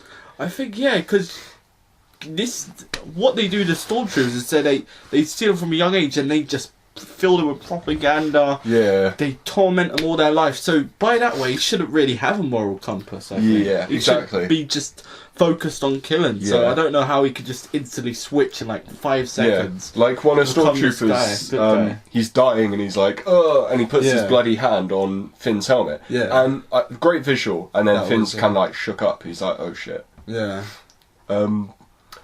Also, something I noted, the amount of characters that get captured and escaped. So, beginning in film, Poe gets captured. Yeah. Then Finn helps him escape. Yeah. Obviously, BB-8, he's kind of captured by the thieves. Rey helps him escape. Yeah. Finn and Rey and BB get captured by Han and Chewbacca. Yeah. And, they all kind of get on then. Then those three all get captured by the bounty hunters. Then they escape. And then Rey gets captured. And then she escapes. And it's like, continuation of capture, escape, capture, escape. Yeah. And I know why it is. Star Wars is heavily influenced by the Flash Gordon serials. Oh, yeah. At the end of every episode, someone will get captured, and then the beginning, someone will escape. Yeah. But that's after a 40-minute serial. You don't do that in a 2-hour film No. constantly. It just gets really ridiculous. Yeah. And, that's why I'm really disappointed in this film. There's too many flaws, and the only thing I really enjoyed was the characters. The thing is, after talking about it, Yeah. I don't think it's that great anymore now that I've Yeah. talked about. I mean, when you see it, you just get hyped up. Exactly. The You get hype gets swallowed by all the hype, and I kind of see it's you. it's quite stupid. Yeah. It really is. I mean, it's It's entertaining, but it's entertaining and it's fun, and it's a great addition. It's a great addition. superior to the prequels, yes. Yeah, I think they could, if they push their game on number 8, then they could, Considering, that's the thing, you have to look at a director of this one, and he was also the writer, being J.J. Abrams. He did Star Trek and Star Trek Into Darkness, and he did the same thing with those. He recreated stories, Yeah. basically reboots, and then it put fan stuff in to try and please people. He did the same with Star Wars. Yeah, Episode 8, it's not going to be J.J. Abrams. that's good. So I think it's going to be a bit more original with the story in that one. At least with this one, they had like the co-writer of the Empire Strikes Back. Yeah, well, they had 3 writers. Yeah. They had some guy who did the original script, and then they had Abrams and Kasdan go over the script. That's good. So 3 writers, it's a bit bad in my You opinion. could- No wonder it was a mess. Yeah, you could. It's all over the place. That's why character development is pretty bad. Yeah. So I think you're ending the discussion Yeah. on those 2 I notes. I think it's time we should. Yeah. I Wrap can't it up. think of anything else, so I'm going to say that's the end. What would you rate it? Well, I usually don't rate things. I'm going to say prequels, I go with like a 1 for Attack of the Clones. Yeah. Phantom Menace, because it tried to do interesting things, and it's got Duel of Fates. Like, interesting, I mean pod racing. That's it. Yeah. I give that a 2. Revenge of the Sith, because it was the least harsh to get through, is also a 2. Yeah. The originals are like 8 and 9. This I give like 5 or 6. Alright, well, prequel, Attack of the Phantom Menace. Yeah. Mate, that's not even on it. That's 0 for me, no Okay. joke. I can't mess about with that. Attack of the Clones, I can't really remember it because I haven't rewatched it, so I won't Exactly. make a verdict on that. Revenge of the Sith, I thought that was the best out of them and it tried its best, so I give it about 5. Okay. Original 3, 9. Yeah. And I think I'll give this an Ewok out of Ewoks, yeah. Yeah. Yeah. Awesome. 1 Ewok out of Ewok. Yeah, because it's good. I think Wait. it's a good... And by Ewok Everyone's out of good. Ewok, you mean it could have been a Wookiee, but they didn't do that. Exactly, yeah. So, interesting discussion from you two. Unfortunately, we didn't have Tourette's on the podcast, so hopefully at some point, maybe in the future this year or later, we'll get his thoughts on the theory, on the film itself, soon as he is, I would argue, the bigger fan of you two. But an interesting discussion nonetheless. It's a shame that you guys still haven't sold this film to me, because it sounds like absolute shit. No, I weren't trying to sell I know it. you No. weren't. Yeah. I know that was not your Yeah. intention. You were giving your honest opinions on it, and that's perfectly fine. That's what this section was for. I do have a few questions regarding the fact does Kylo Ren die? No, he does not, which is good. Wow, That's setting him up for the sequels. Although one thing is like Snoke says to like General Hux like, "Go leave the Starkiller base before it destroys," and he says, "Go retrieve Kylo Ren." It's like, how does he know Kylo Ren's like knocked out on like the ice? I think he read the script. Yeah. See, that's why he's in a hologram. He's got the script in front of him. Yeah, on the screen so you can read it off. And the second question, the prophecy, the Godchild that you were talking about. Oh yeah, Rey. Fairly obvious she's going to become a villain. Is she? Pretty obvious. Really? If she's as powerful as you think she is, I think she's too good because she's going to get trained by she's going to become the next villain. Well, I had a theory that Kylo Ren is, because he's like an arrogant turd character, which I love. He's going to end up coming to the light side.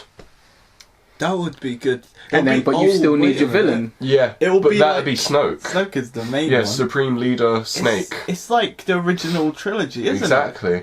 He's just, at the end, Darth Vader. He has a moment of goodness in him. Let's hope with my theory they don't do the whole prequels idea.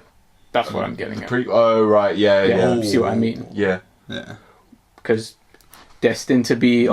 She's so good, so great. Oh man, nothing go wrong. No one ever says that at her. No one says she's a Jedi. But you guys clearly got the impression that there's just something a bit too powerful about this character. If you saw it, she's overpowered. You would understand what we mean. No explanation. And to be honest, from the standpoint of writing, I think it's a waste to just have her be the good guy. Yeah. Honestly. They have Finn, but I don't. But it's getting to the point where she doesn't really need Finn anymore. Yeah, at the end she flies off with R2 and Chewie. Yeah, she's outgrowing the good guy, so in a sense... She's knocked out. He could just stay with the rebels. Resistance. Even though they shouldn't be called the Resistance. Yeah, they should be the Republic. And last bit, I know we've gone past it, but it's like Tatooine, desert planet in the original. Then they've got Jakku, desert planet. Yeah. They've got Rebel base in the original, Yavin 4, which is, trees and castle kind of thing. Yeah. This one, they've got some random ass planet. It's not Yavin, but it's the exact same thing. Yeah. Castle and trees and everything like that. Then Hoth in the original, ice planet.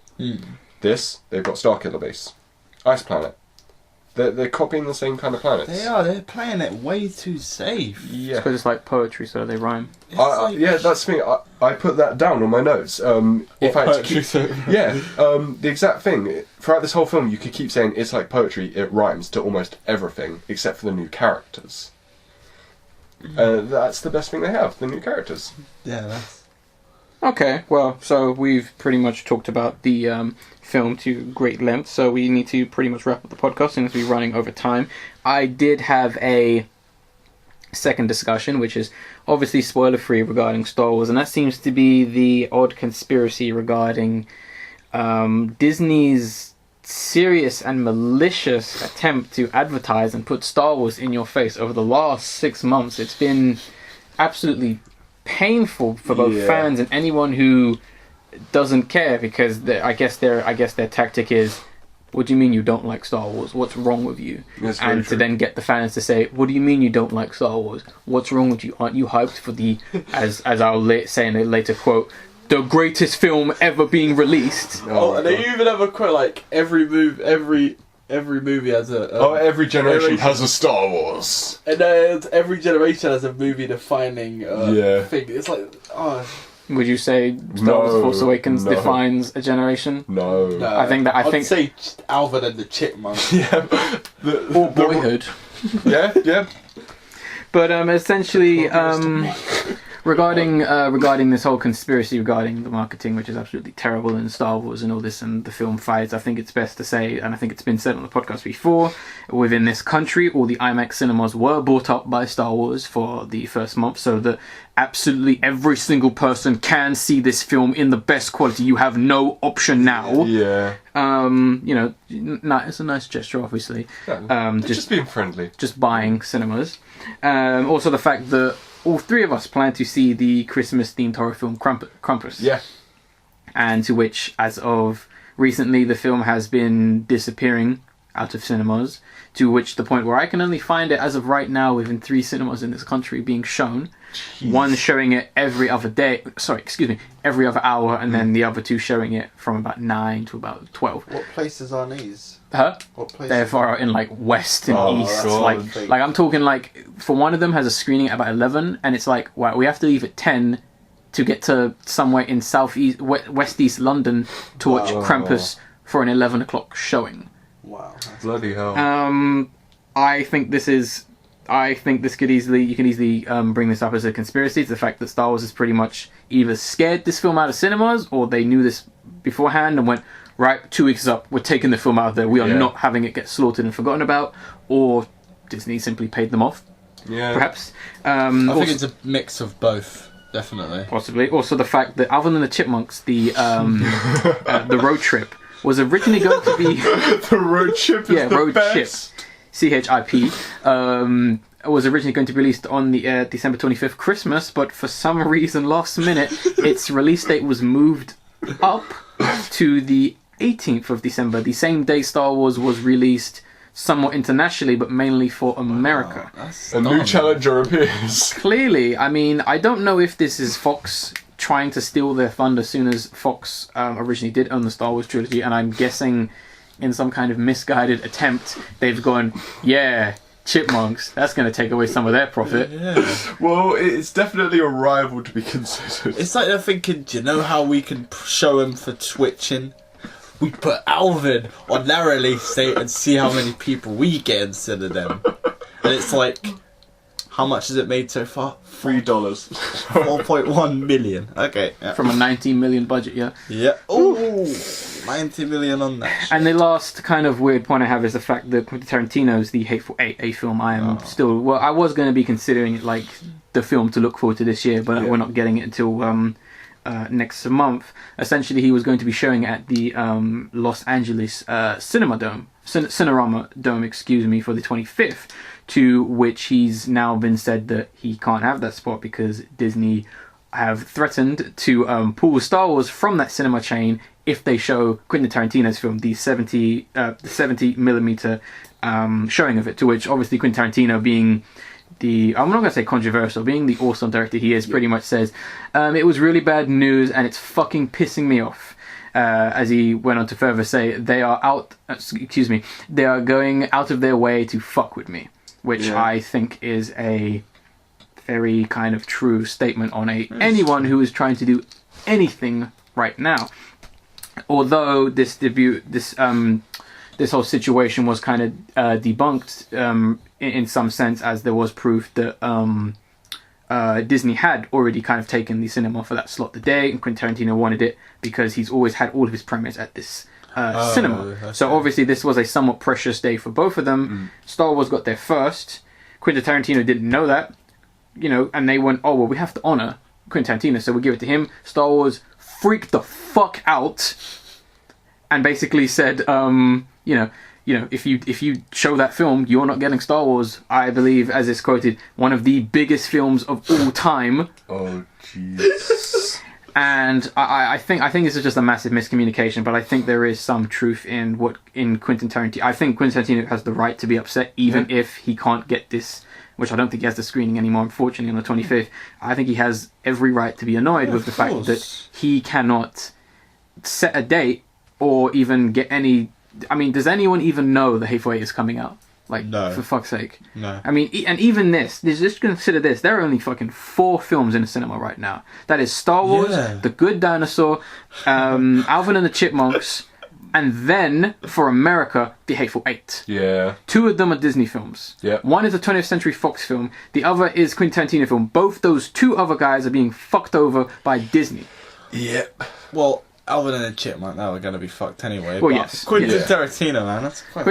I really want to see Hateful Eight, and it seems like... granted, we weren't getting it this year. No. Unfortunately, it was pushed back in general, but I still think it's a bit of a shame that this is what we're going to be in for the next 10 years, unfortunately. And I mean, I am so annoyed with people's rabid obsession with a film series, which I'm going to be honest, is just good. I'd say the first one is great. It's just good, guys. It's a good film. Yeah, It's just because it has nostalgia to it. It's got nostalgia and an expanded universe that people have obsessed over. It just basically, it was there when people needed it. I think it met the audience. exactly. When All it the needed 12-year-olds it. who say they're the biggest fan of Star Wars, I mean, they were there from the beginning, weren't they? That's the thing. No. I mean, like it was a. It's the early bird gets the worm. That's how it is. Yeah. It made something new. That's I wouldn't necessarily agree with the early bird gets the worm. More of the sense of I'm rich, fuck everyone else. In a sense. But I just think. I think he means like Star Wars in general, like not the Force whole Awakens. franchise. Yeah, it's like they provided an interesting space fantasy during a time when all sci-fi was serious. Yeah, when the American wanted to expand into space, they are obsessed with it in that area. So Everything was very serious sci-fi, and that was a fantasy, fun-loving thing at and the because time. of that, it became giant. Yeah, it became a franchise. Which is true. But I still think this obsession is extremely unneeded. It's too I mean, much. That's you what are I'm trying to say. you are making much worse fandoms look more pleasant to be around. Yeah, I'm going to tell people, this film, it's okay. It's nothing special. The thing you should be watching for are the characters. Every time you're going like, yay, that's the Millennium Falcon, again! You're just taking away new ideas. This is basically just hammering on the head of people. It Remember Star Wars, you like Star Wars, right? Exactly. I mean, what you should be doing is saying, I liked these bits. Can we get some new stuff to go with this bit I like? rather than saying the whole film is fantastic, fuck off. Which it really is. Doesn't exist. There's no such thing as a perfect film. There's no such thing as the best film ever. No, there is. Alvin and the Chipmunks. Yeah! The road trip. Definitely. I mean, I don't even think I can argue with that. Alright, so let's move on. He's beaten you. He's bested you. I can't. I mean, have you seen that film? It's amazing. I mean, Beautiful. Did you see the bit with Alvin? That was amazing. Alright, so let's move on to the end of the podcast, which is still on the topic of Star Wars, and that is going to be the video of the week, being Star Wars Fans React to The Phantom Menace. It's a compilation of basically fans reacting before and almost after the original release of The Phantom Menace back in, I think it was 1998, was it? I think so, yes. Yes, and it's basically by Funny Local News Bloopers, just so you know it's the exact film, video we've linked. Very interesting to watch people overhype about something that turned out to be one of the biggest disasters in cinematic history. Yeah, when people actually looked at it and got over the hype, they realised it was bad. Hint, hint. I think a lot of people are going to be doing that over this film, going, it was an alright film. Yeah. Let's hope the next two are better, which I honestly don't think they will be. And Considering the director, I think it will at least have more original ideas. It's not going to be a rehash. I think if I could just quickly say, I think you're allowed to have faith in the director. Yeah. But when you're bringing the word original, no. More original. No. The thing is, More original than Force Awakens. Have you seen how the one thing people are taking away from this film is the fact that I love seeing all the returning characters back. I bet you any money they're going to give that director, or they already have given him a script, and he is allowed to put in 7 words to that script, and that is it. That is your creative script. Hoping. You are perfectly right to have. The thing is, how can you really best the original trilogy? It's possible. Well, I don't think Return of the Jedi is half good. There's a lot of elements that are kind of off, but besting the original 2, I don't think. I just want one that's at least near as good. That's the thing, yeah, you can only hope for near as good. Yeah. So if you're going in there thinking, this is going to be just like the original 3, Well, it will never I've be already like that, seen- mate. What are you playing at? I've already seen people saying that this film is as good as the originals, or some people saying it's even better. Oh, wow. You need to stop talking to children. Wow. Okay, then. Alright. The misguided. Yeah. But yeah, that is the video of the week, all linking and ending the podcast off in a kind of Star Wars theme. So, next podcast is going to be the final podcast of the year, the end of 2015, looking forward to 2016. It's essentially going to be a much longer podcast, possibly in parts. We're hoping to have more than just us 3 on this next one, and we're already working on what it's going to be, a best and worst of. So hopefully you guys will join us for that whenever it is uploaded. But until then, I guess I'll end it as I always do, not unless you guys have anything else you want to add to the podcast real quick. I'm good. No, I can't think of anything. Right. I am the Angry Raccoon. I'm Ferret. And I am Ace. And we'll see you on the next one. Auf Wiedersehen. Nice, synchronized. Cool. Beautiful. We did it, guys. Harmony. We made it. Alright, laters.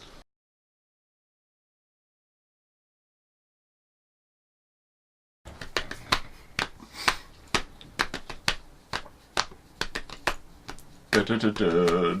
Yes. Oh, it's definitely going to be a themed one at this rate.